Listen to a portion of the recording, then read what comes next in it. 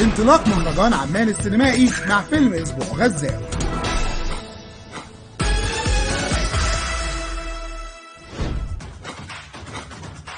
انطلقت في مركز الحسين الثقافي في وسط عمان الدورة الرابعة لمهرجان عمان السينمائي الدولي بحضور الأمير علي بن الحسين اللي كان مندوب عن الملك عبد الله الثاني بن الحسين، ورفقته في الليلة دي زوجته الأميرة ريم العلي وأبنائه الأمير عبد الله بن علي والأميرة الجليلة بنت علي اللي لفتت الأنظار بأناقتها وجمالها. المهرجان الدورة دي بيحمل شعار حكايات وبدايات، وبيشارك فيه 56 عمل من 19 دولة.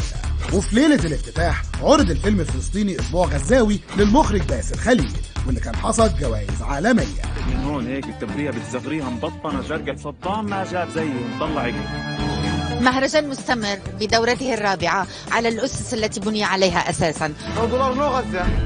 وطبيعي في ليلة زي دي يتواجد محبي ونجوم الفن السابع من الأردن والعالم العربي، فشفنا صبا مبارك وزهير النوباني بالإضافة لمهند البكري المدير العام للهيئة الملكية للأفلام. كثير شيء مهم اللي بيحصل هذا المهرجان.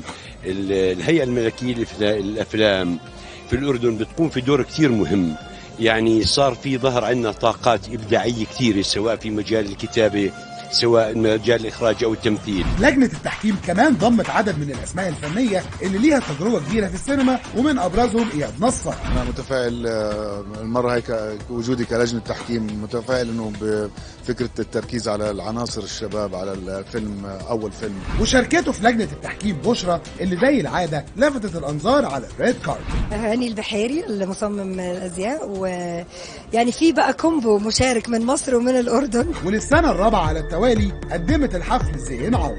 لا لسه واصلين وجودي، أنا بقدم المهرجان زي كل سنة.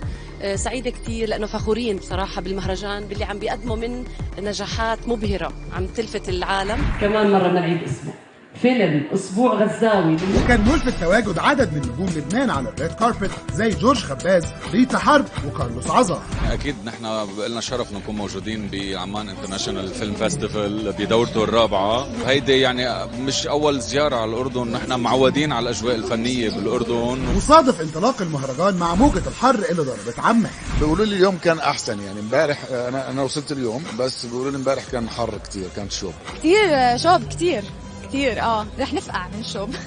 بس الظاهر ان الحر ما تأثرش بيه ضيوف المهرجان. بتجنن مع الحرارة بتنسى الشوب، بس شوف هالجمال وهالتنظيم الرائع. لا والله صفا ماشي حاله الطقس، سبحان الله. هيك الواحد اول ما يتواجد على الريد كاربت ومع الصحافة ومع الناس اللي بنحبها، شعور مختلف كليا، شعور حلو.